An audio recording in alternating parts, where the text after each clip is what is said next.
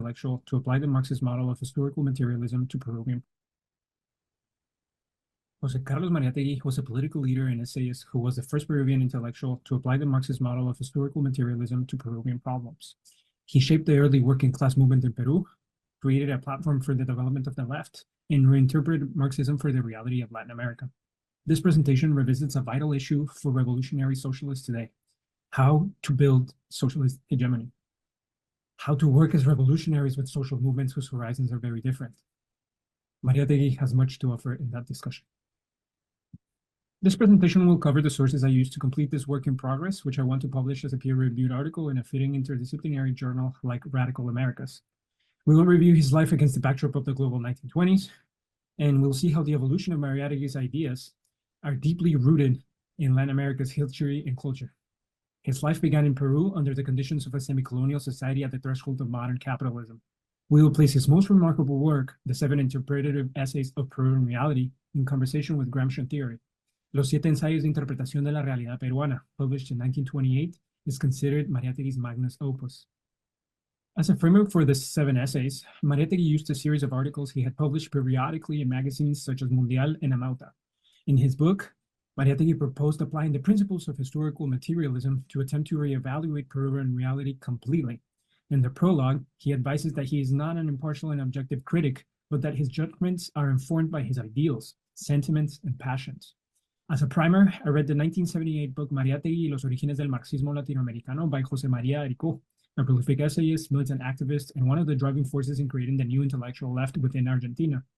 I read selections from Mariátegui's anthology, edited by Michel Lovy, the French-Brazilian Marxist sociologist and philosopher, titled Ni calque ni copie, le marxisme hétérodoxe de J.C. Mariátegui, published in 1920. I also read up on Mike Gonzalez's 2019 book, In the Red Corner, The Marxism of José Carlos Mariátegui. José Carlos Mariátegui was born in Moquegua in southern Peru in 1894. He was a radical in his early teens, a declared socialist by his early 20s, and a convinced and committed Marxist when he returned from Italy in 1923. After a severe childhood illness, Mariátegui began work at 15 as a printer's assistant at the Lima newspaper La Prensa. Within a year, he contributed to several newspapers, reporting on Lima's cultural and political life, where he also belonged to a circle of avant-garde artists. By 1918, he had established his newspaper, La Razón, explicitly committed to socialism. When the workers' movement launched a general strike early the following year, Mariátegui and his paper were enthusiastic supporters. The demands of the general strike of January 1919 were for an 8-hour day and controlling the prices of necessities. Peru's main industry at that point was cotton textiles, which were produced largely in factories in and around Lima. However, the end of the First World War reduced demand and brought unemployment and dramatic rises in the price of mainly imported foods. Anarchists, who carried Mariátegui shoulder high through the streets when they won their demands, led these new trade unions. However, the new president Augusto Leguia's commitment to change and modernization proved short-lived, and his promised reforms never materialized. So, the Leguia dictatorship in Peru from 1919 to 1930 sought to rid itself of one of its most ardent critics by sending the hitherto self-educated Mariátegui to study in Italy in 1919, where he was launched into the enthusiasm of the post-October world.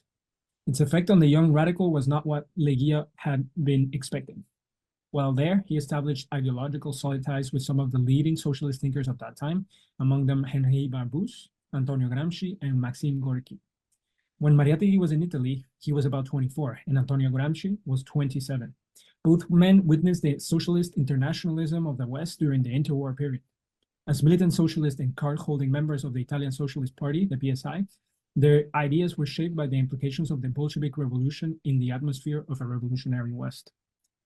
Mariátegui then returned to Lima in 1923 and became a supporter of Víctor Raúl Aya de la Torre's Alianza Popular Revolucionaria Americana, APRA, and after a dispute with Luis Alberto Sanchez, a leading aprista, he left the alliance to establish the Peruvian Socialist Party in 1928. Its name was changed later in 1930 to the Peruvian Communist Party. Mariátegui founded Amauta in 1926, a Marxist cultural and literary journal that published avant-garde writing. In Essays in la Escena Contemporánea, that was published a year earlier in 1925, Mariátegui attacked fascism and defined the responsibilities of the intellectual in countries where social oppression reigns. So ever since he returned from Europe, Mariátegui subscribed to Marxism in the Leninist version of the Third International, finding remarkable similarities with Gramscian thought, especially concerning the importance of the cultural superstructure, not as a mere quote-unquote reflection, but from the assessment of its revolutionary potentialities to generate counter-hegemony. Mariátegui died in Lima in 1930. He was 36 years old, but his impact on his own country and more broadly in Latin America was extraordinary. The 7 interpretative essays analyze class structure in Peru. His primary concern in these essays is the oppression of the Quechua-speaking indigenous peoples, the descendants of the Incas. Essays 1 to 3 cover the indigenous problem and its emancipatory potential, land pattern distribution and spatial control through work relations, and the economic aspects of the Peruvian society with Inca collectivism as the future. The economic origins of Peruvian society begin with the native communism of the Incas, or the Quechua-speaking people of the Andes. Incan economy was based on the Ayu, a form of community that was both community-oriented and communist in the sense that it didn't have private property. For Mariátegui, the Peruvian economy was born out of an act of destruction, the Spanish conquest, that destroyed the Inca Empire, whose genocidal domination established colonial feudalism. Many indigenous groups were forced into cruel servitude, or latifundia, which are extensive parcels of privately owned land.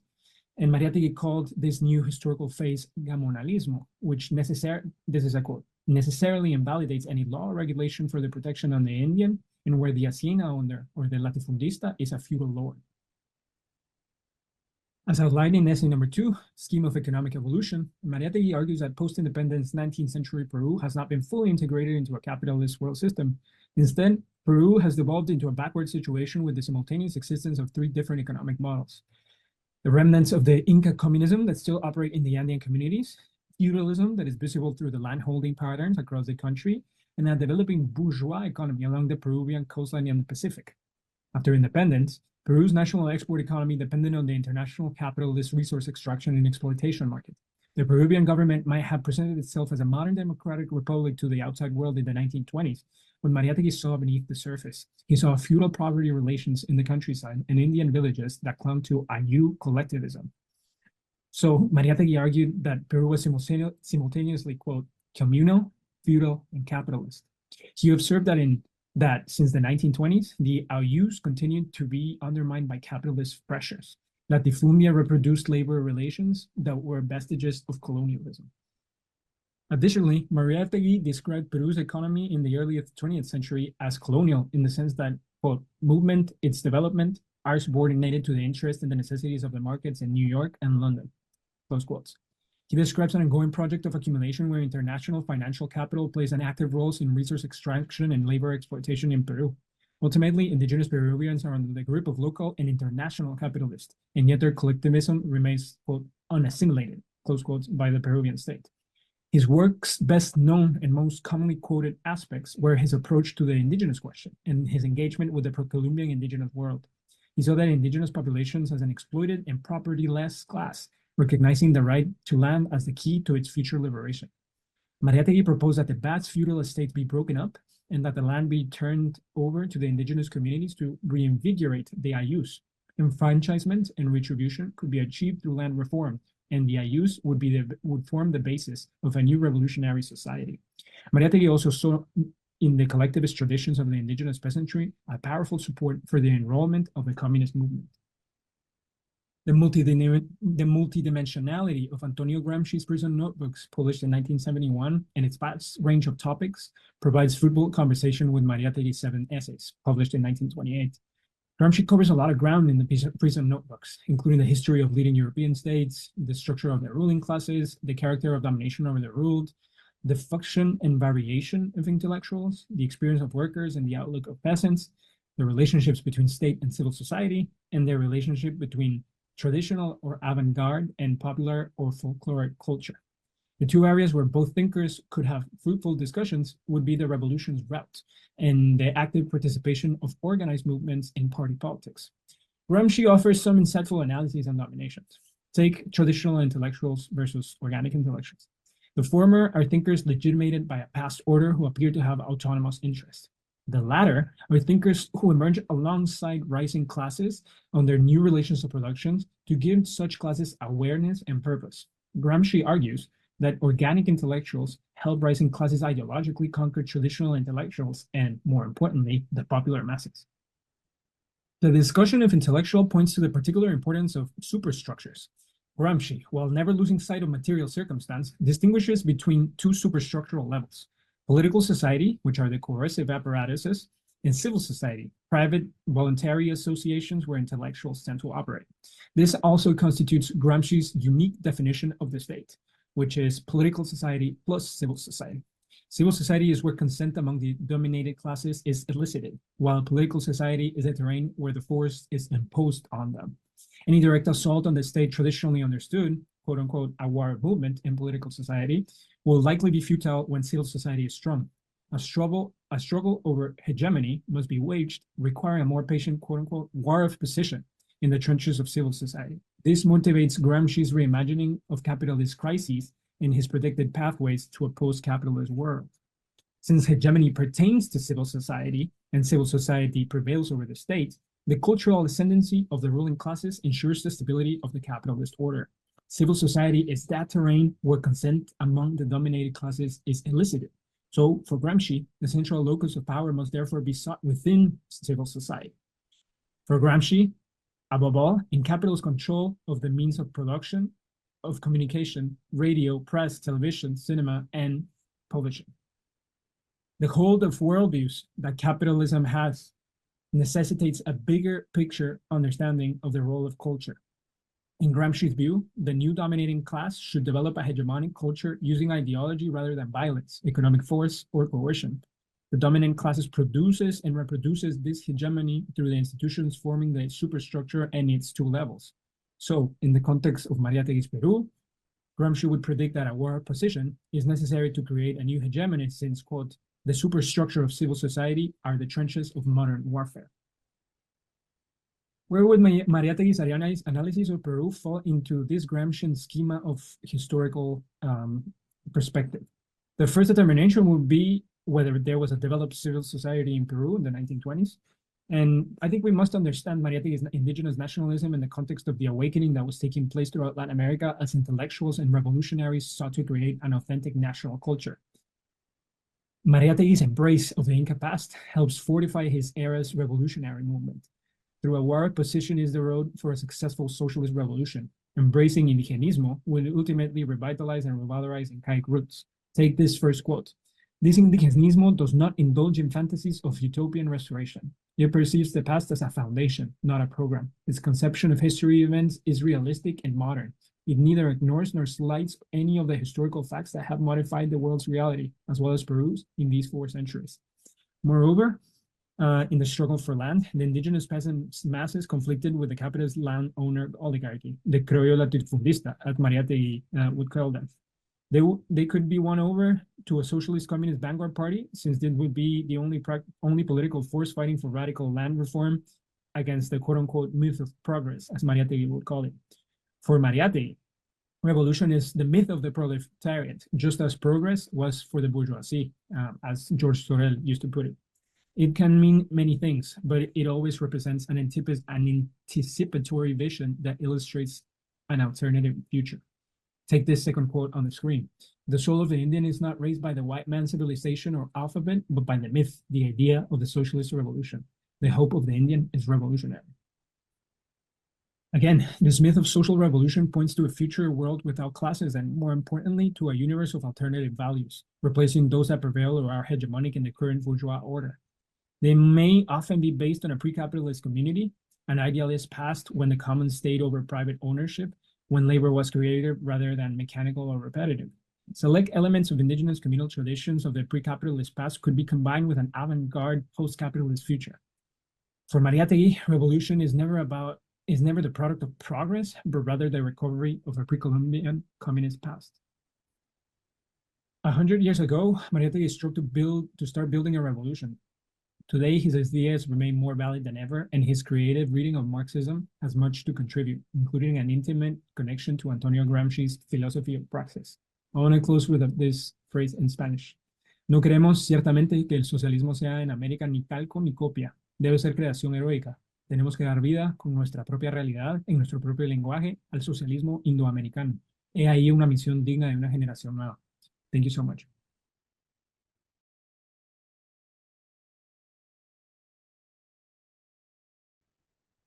Um, yeah, so this is entitled Marxism and Indianismo on Fausto Reinaga's indigenous political theory.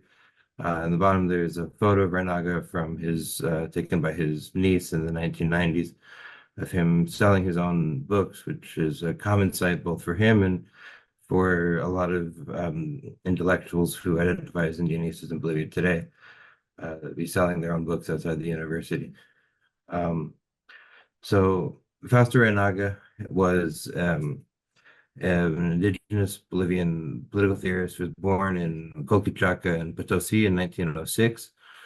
And he learned to read at the age of 16 and eventually came to join the Bolivian Communist Party, where he came to be a rather somewhat important activist until he was sent to the Soviet Union to attend a trade union conference in East Germany in 1957.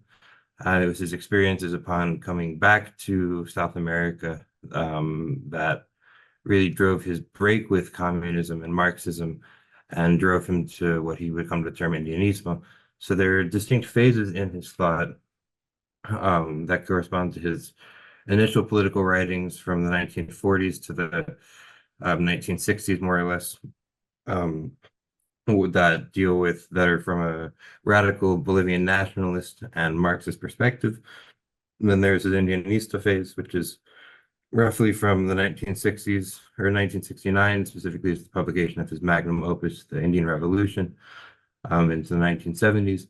And then his Amautic phase, which is his break with his earlier Indianismo and focus on um,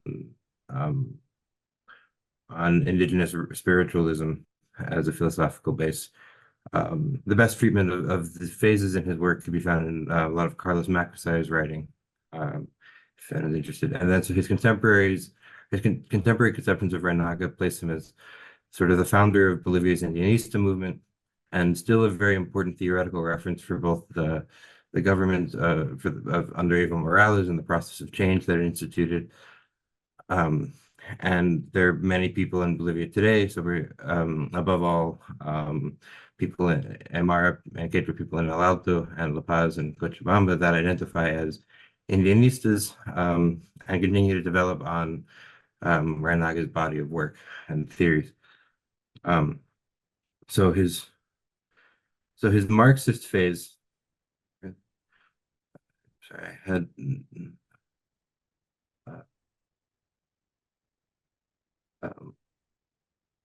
Sorry, one second.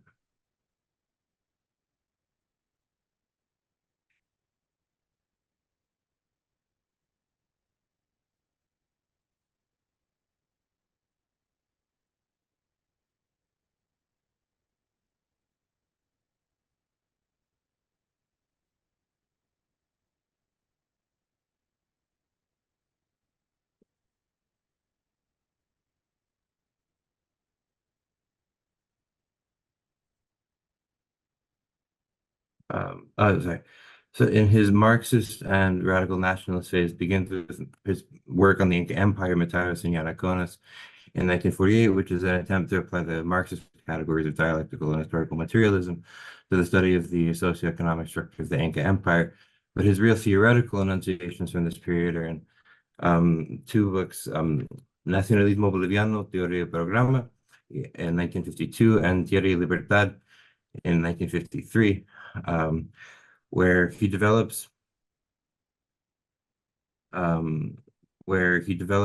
theory of the Indian land as being inseparable elements.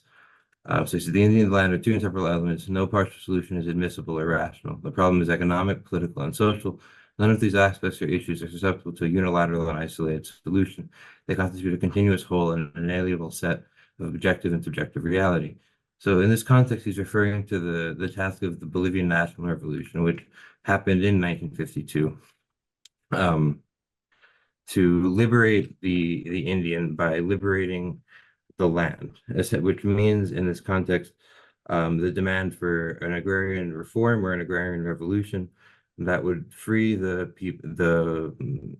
indigenous laborers in the highlands who worked in the system of Ponguiaje, on their lands usurped by haciendas owned by Creole elites. So the national liberation movement, interestingly, in the perspective of Reinaga, does not deal just with the overthrow of what was called the Rosca, of the businessmen who owned and exploited the tin mines at the expense of Bolivia's economic development. He has a conception of the revolution as necessarily including the Indian population, which he also identifies, and this becomes more important later on in his Indianista phase, as the majority of the population of the country. And he sees the indigenous community, the IU, as the basis for a socialist transformation in Bolivia. He defines the Indian problem, however, still in his Marxist phase, as land hunger at its root. That the Indian without land, or the Indian tied to land as a peasant, is a slave. So the natural demand, in his view, for the Indian masses is that of land and freedom.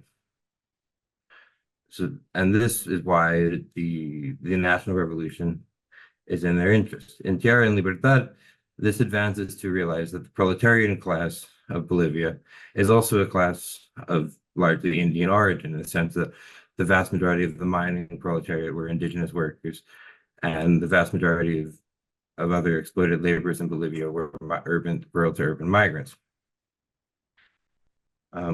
So although the 1952 national revolution is interpreted by some, especially in this period, as being a working class revolt in the cities, which it was to some degree,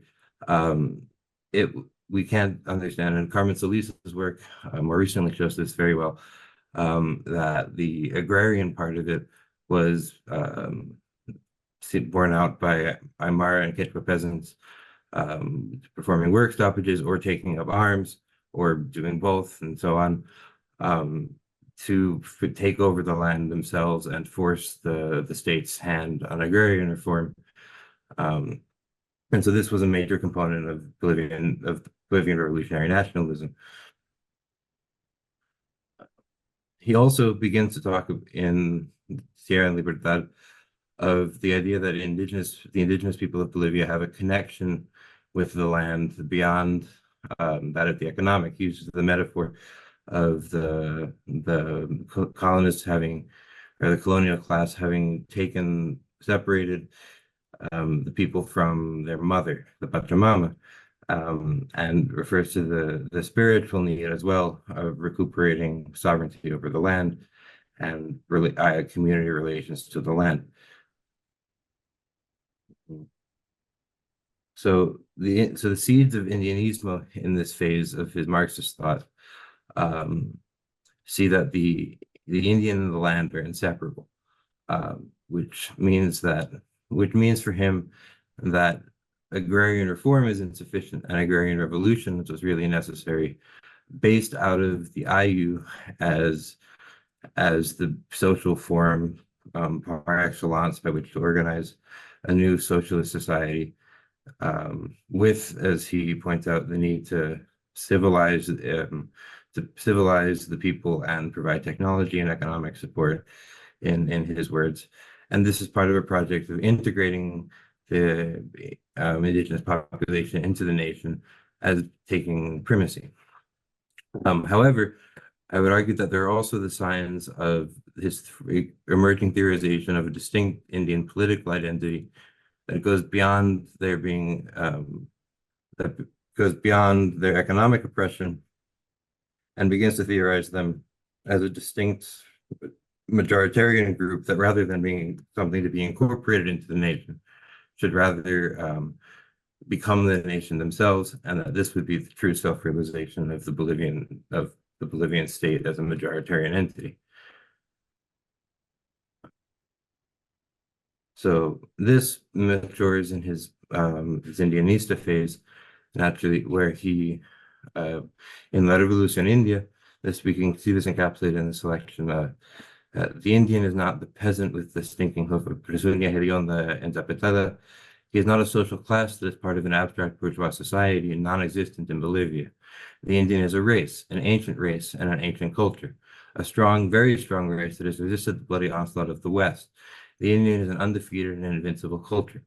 So in Reinaga's break with Marxism that is most clearly expressed in the Revolution in India, we see not only a break with Marxism, but also the categories of that, but also more thoroughly a break with general categories of Western philosophy and a frontal attack on Western culture and its values through based in an anti-colonial third worldist kind of critique. He also notably calls for unity between the indigenous people of highland Bolivia and lowland Bolivia, which is still a very relevant to somewhat related but distinct struggles in contemporary Bolivia, saying that the white Indian of eastern Bolivia and the bronze Indian of the highlands are the same race or class, if you will, oppressed and exploited, discriminated against, and enslaved. Skin color is not the absolute standard for measuring the value of the race, since the culture is also there.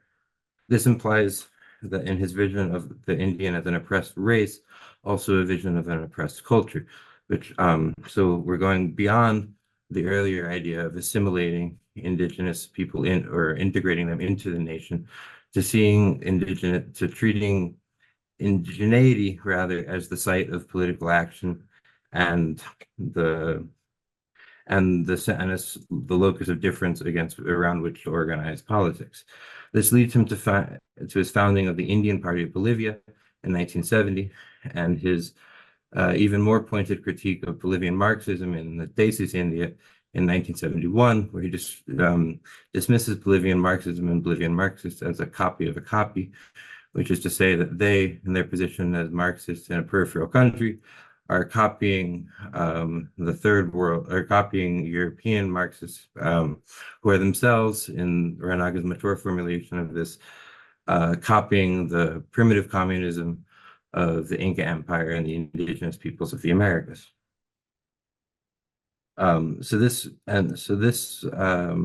His conceptual approaches and changes his approach to the Indian problem by coming to thinking about Indians in Bolivia in terms of specifically racial oppression, and rather than in terms of just a more narrow conception of their enslavement to the land or panguiaje.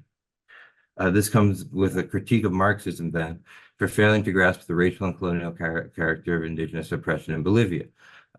So seeing the integration of the indigenous population as necessary, perhaps, but no longer sufficient for the liberation of this population, because his development of Indianismo and his publication of his magnum opus really coincided with his disillusionment and subsequent total break with the Communist Party of Bolivia. So in this book, rather, he comes to present a theory of Indian revolution, which rejects Marxism and vanguardist revolution as Western impositions which discount the reality of racial subjectivity.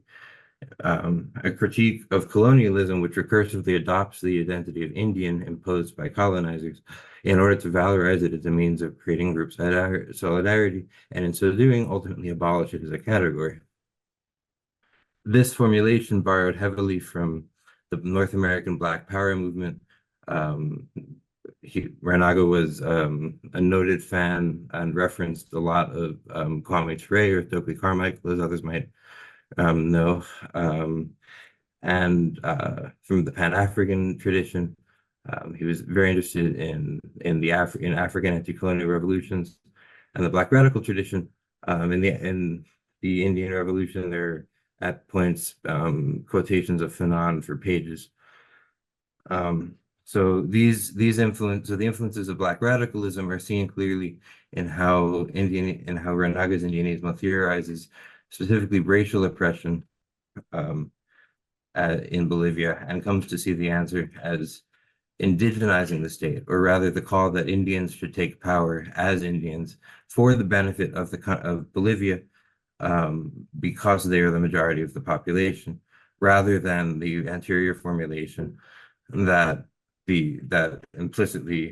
implied that the Bolivian Communist Party, whose directors were also bourgeois, whiter Bolivians, were the people who would essentially upending the model of politics where indigenous people were a population to be saved by the Communist Party and dragged out of backwardness, and rather one where this population, being the majority, would act in and for itself. So this develops a specifically Indianista critique of colonialism in Bolivia that develops an idea of internal colonialism, that the indigenous population of Bolivia, above all, in Reinaga's writing referencing Aymaras and Quechuas in the highlands, are an internal colony exploited by Bolivia, by essentially parasitic class of absentee landlords who apport nothing to the development of the country. And so because of this, culturally, it is also culturally not sufficient to ape Europe or to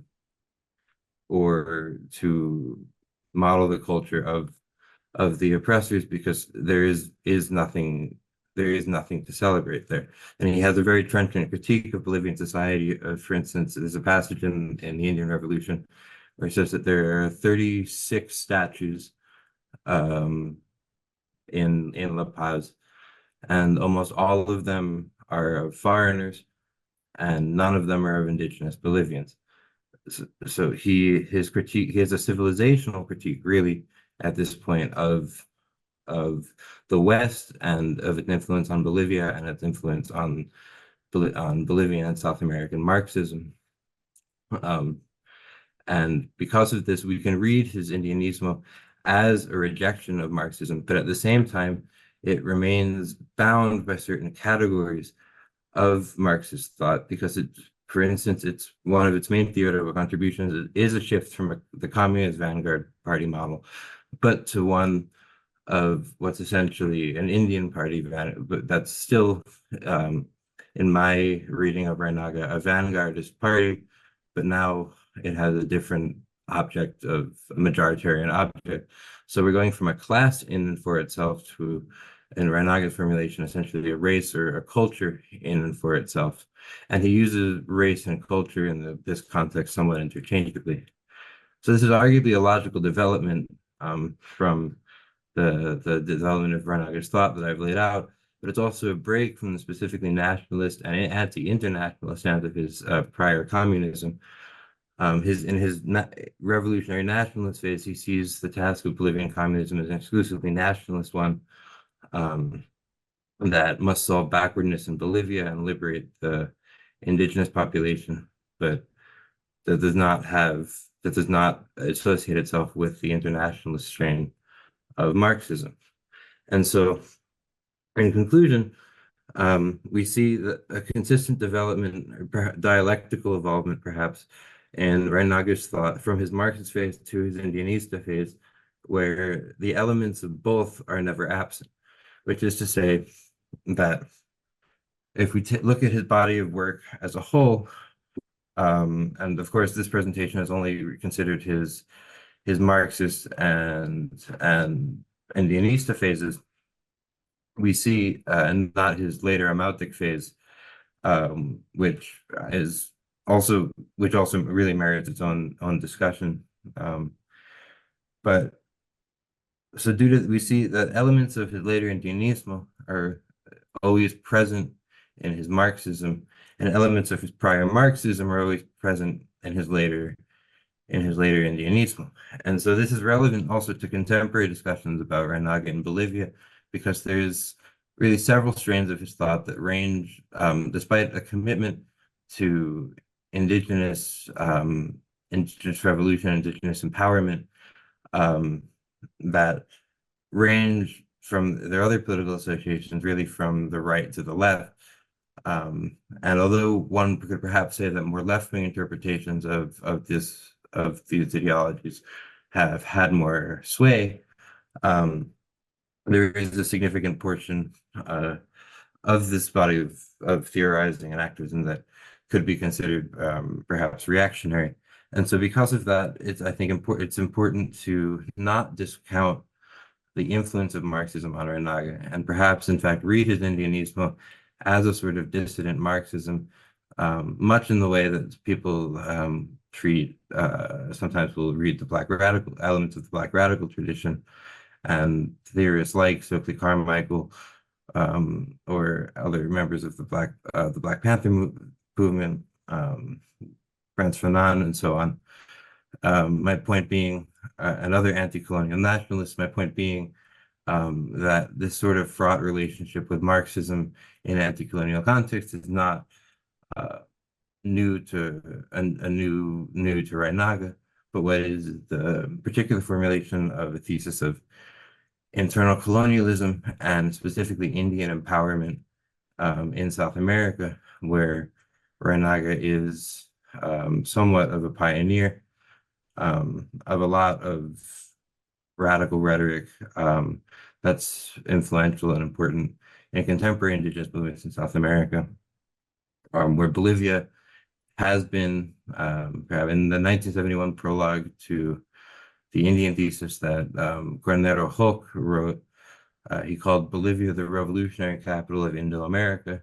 And I think in much the same, I think many on the left regard it in a similar manner today, due to the importance of its process of change on a domestic and regional and perhaps even global level during the government of Evo Morales, and the measures to reduce poverty and attack racism that has developed there over the past 20 or so years, as well as the right-wing coup in 2019. So for a number of reasons, I think Bolivia is very important to the left as a whole in the world, and specifically to understanding indigenous, contemporary indigenous struggles. And so for that reason, I think it's important to revisit Reinaga and to contextualize his work and its relationship to the left. And thank you.